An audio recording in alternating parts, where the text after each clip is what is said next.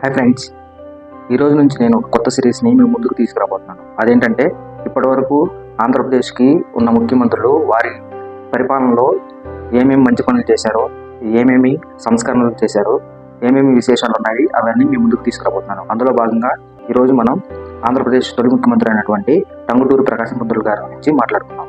టంగుటూరి ప్రకాశం పంతులు గారు ఆంధ్రప్రదేశ్ ఫామ్ అయిన తర్వాత 1953 సంవత్సరంలో ఫామ్ అయిన తర్వాత ఫస్ట్ సీఎంగా నిలిచారు.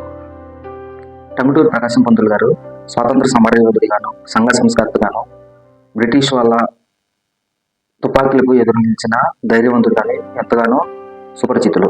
అందుకు ఆయన ధైర్య సాహసాలకు ఆయన్ని ఆంధ్రకేసరి అని పిలుచుకునేవారు. అయితే టంగుటూరి ప్రకాశం పంతులు గారు ముఖ్యమంత్రి అయిన తర్వాత అప్పుడే ఫామ్ అయిన ఆంధ్రప్రదేశ్కు కర్నూలుని తాత్కాలిక రాజధానిగా పెట్టారు. అయితే రాజకీయ విభేదాల వల్ల ఆయన కేవలం 1953 నుంచి 1955 వరకే సీఎంగా ఉన్నారు.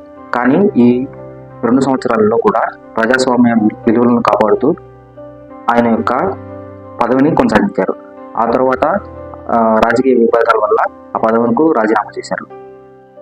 చూశారు కదా, ఇలా రేపు మరొక ముఖ్యమంత్రి గురించి మాట్లాడుకుందాం. So please subscribe.